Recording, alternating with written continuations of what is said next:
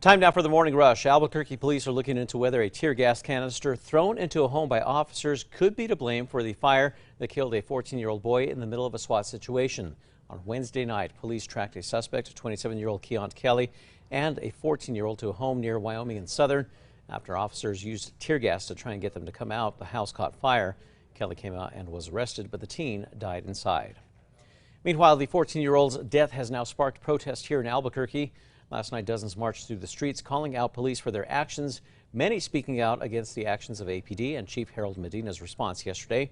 They say that SWAT situation should have never happened. A Limitar man is now facing charges for a double murder at a Socorro home. 21-year-old Trenton Fowler, also known as Trenton McDaniel, is now accused of shooting and killing Jared Trujillo and Christopher Heath on July 3rd. Valencia County deputies eventually arrested Fowler in Belen. Erica. And here's a look at our hourly forecast this morning. It's a nice start to the day. Temperatures in the low to mid 70s as we go through 8 a.m. We'll be waking up with mostly sunny skies. A man accused of terrorizing his neighbors is now asking to be released while awaiting trial. Arthur Aragon is accused of throwing a Molotov cocktail in his neighbor's backyard. Aragon is now in federal custody, and his attorneys are now asking him to be released to his father. But the state argues that his father owns the home where it all took place, so he could possibly terrorize neighbors once again. A report released by the Santa Fe Association of Realtors this week states that since this time last year, the median price for a home in Santa Fe rose 22%. Now, the median home price in the county is about $789,000 and $583,000 in the city. That report also states that the sales of homes has dipped by 17%.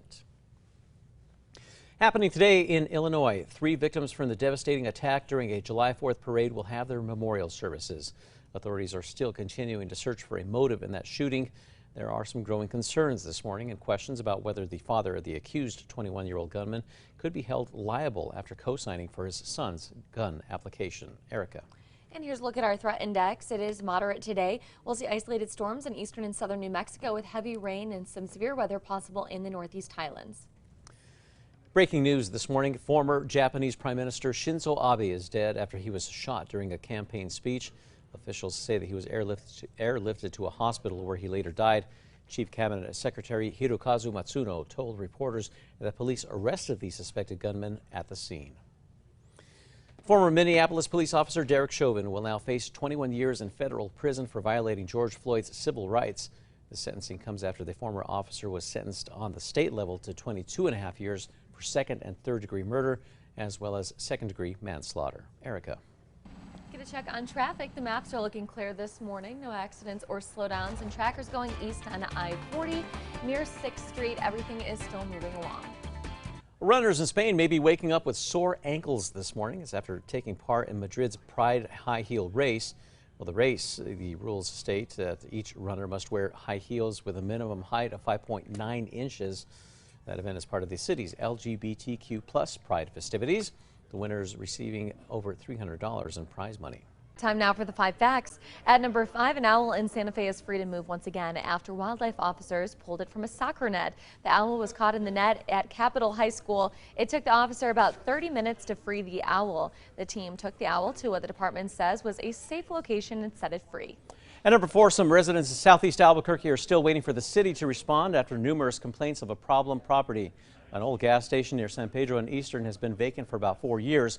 Nearby neighbors have asked the city to put protective fencing around the property to help keep vagrants away, but they never get a response and say someone needs to be held accountable for that mess. And at number 3, it's going to be a hot and stormy weekend. Those temperatures will be in the upper 80s and 90s in northern New Mexico, 90s and 100s across the south, and we'll keep temps like that through Sunday. At number 2, a man accused of terrorizing his neighbors is asking to be released while awaiting trial. Arthur Aragon is accused of throwing a Molotov cocktail at his neighbor's backyard. He's now in federal custody, and Aragon's attorneys are now asking him to be released to his father because he's not getting the medical help he needs. But the state argues that his father owns the home where it all took place, and he could potentially terrorize neighbors once again. And at number 1, APD is looking into whether a tear gas canister thrown into a home by officers could be to blame for the fire that killed a 14-year-old boy in the middle of a SWAT situation. This started on Wednesday night. That's when officers were looking for a man with warrants out for his arrest. They tracked that suspect, 27-year-old Keon Kelly, to a neighborhood near Wyoming and Southern. APD says that as officers closed in, Kelly and his friend, believed to be 14 years old, ran into the home. SWAT officers tried to draw Kelly out of the home by throwing tear gas canisters inside. Chief Harold Medina says that more than an hour after throwing the tear gas canisters in, officers saw smoke and realized the home was on fire.